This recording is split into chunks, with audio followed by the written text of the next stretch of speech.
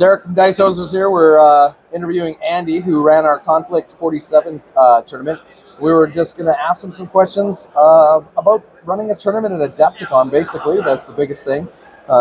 Sure, it's much different than small tournaments, but he wouldn't know. He just jumped right into the big leagues. So how long have you been wargaming? Yeah, so I know a lot of people follow the mold where, like, oh, I did it as a kid and then, kind of lapsed later, came back to it as an adult, but I didn't get into it until I was 24. So I've been pursuing it recklessly for 13 years at this point. Really glad that... I got you beat by two. Two? Two. All right. Two. I didn't get in until I was 32. Okay, all right. We reversed the numbers. Never too late to start something cool, start a new hobby, and I'm super glad it found me. Yeah, oh, that's awesome. So what was were you a GW starter, or did you start with something else? Yeah, of course, like so many people, a 40K, 40K, 40K. Yeah. I watched some buddies, I knew they'd do it, and like, can I catch a game? Can I watch what you guys do? And I saw it, and I'm like, oh, this is so cool. And then it's like, oh yeah, no, I'm just totally a 40K game, a fanboy. I only need one army. I'm not even going to branch out. Fast forward, and it's like, all right, what game do I need more models than this? What game do I not play at this point? And almost, rule collecting is the hobby I'm really into at this point. It seems that way, doesn't it? Right after you get out of the leash that is GW. Yeah, right. Did you TO any other events in 40K or anything like that? No, never. No? Never. So this is like, and how often have you come to Adepticon? This is probably 8 years. So if you include the pandemic times, probably been coming here for like 10-ish years. Okay, so yeah, excellent. Yeah, and so you were always a player during those? Always a player. Always a player. I've been shifting more towards being a shopper. But so it's really, I've got a little bit of experience running stuff. I do armored medieval combat sports.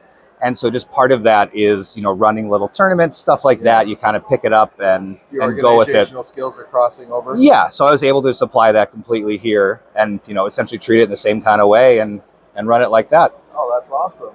So you just jumped right into doing an Adepticon. One of my questions was going to be, what is it like doing a small venue to do an Adepticon? And you have no small venue experience. So I'm just going to ask you, how was it running one in one of the biggest conventions in the world? It was intimidating. Absolutely. Yeah. We've got so much space in here. So if you're at, a small local thing, it's so easy to just be like, oh, I literally see every person who's working the convention with my eyes right now. I have a question. Let me go talk to them. Here is spread between two different hotels. I was asking John Russell for support for terrain. We're not going to bring down, 12 tables worth from Minnesota.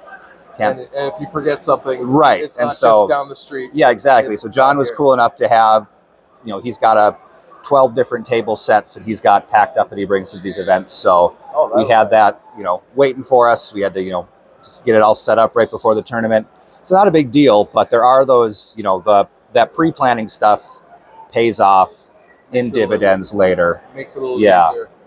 And then, so this isn't your first Adepticon. How do you find the difference between your first Adepticon to now being a TO at Adepticon? It's super rewarding. Yeah. I mean, so you, as a player, you interact with only a limited amount of people involved in the event that you're in. You've got your opponents across the way. Maybe you have exchange pleasantries with another player next to you or something. But as the TO for it, I was able to, I interacted with everybody many times. And unlike a lot of tournaments I've been to, I wasn't rubbing up to guys behind me, so I wasn't making friends with anybody else but the guy I was playing. So there was lots of room. Yeah. But that's all the venue, right? I can't take any credit for that. But after running it though, it's seeing all the faces and being like, oh hey, how's the rest of your event going? Oh, it's good to see you again. Randomly by me down the hallways. Exactly. Like if I was just playing in it, if we didn't see each other across the table, we probably wouldn't have had this interaction right now. It would have been the faint hi, I recognized you. Yeah, oh, it was that guy. Event. He was cool. All right, bye.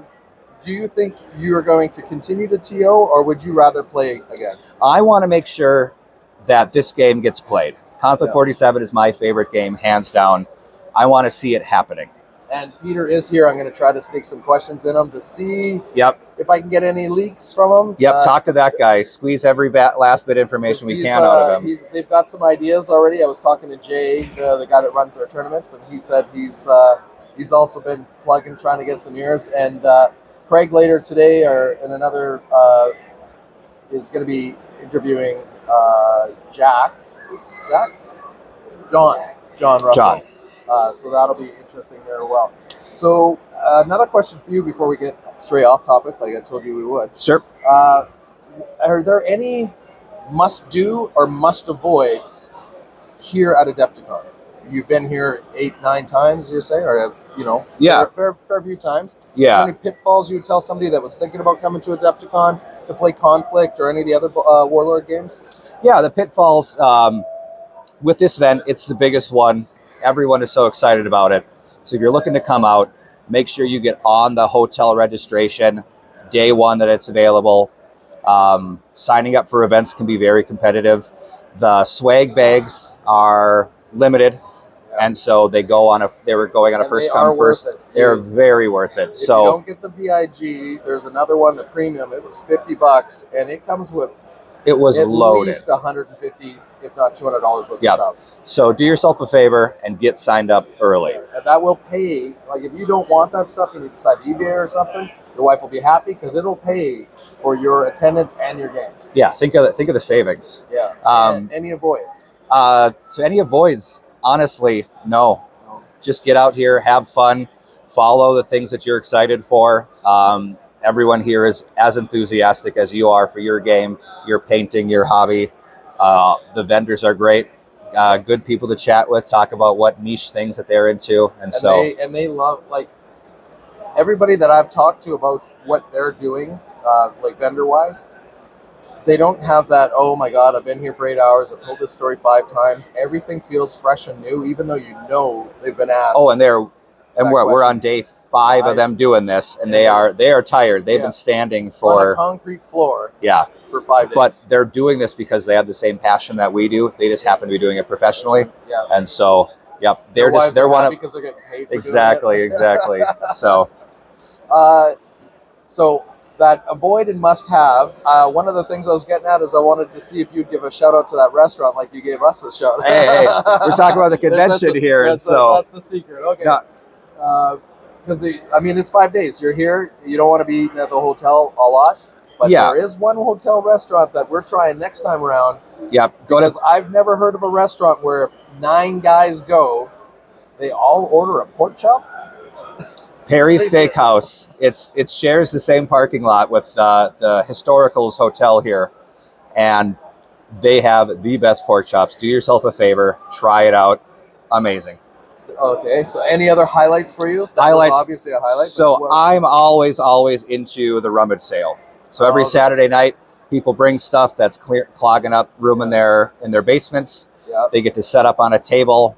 You get to wheel and deal. You get to find all sorts of. It's like it is definitely bizarre. Absolutely. Style, like that open concept trading. Yep. It feels like we're in a Saudi Arabian bazaar. Yep. And I went through it yesterday. There wasn't a whole lot that I was interested in, I'm not going to lie, but I did find that you could find everything from on the sprue to what looked like pro painted, especially when you compare it to my painting, items. So you'll see people selling the army they played with this weekend. Like some people's hobbies are literally building, painting, playing with an army, that tournament, flipping it, and then doing it again. That's where they get their joy. I'm a dragon at heart, and I have to hoard all my minis. I can't get rid of it. It's mine. I put blood, sweat, and tears in that terrible paint job. Exactly.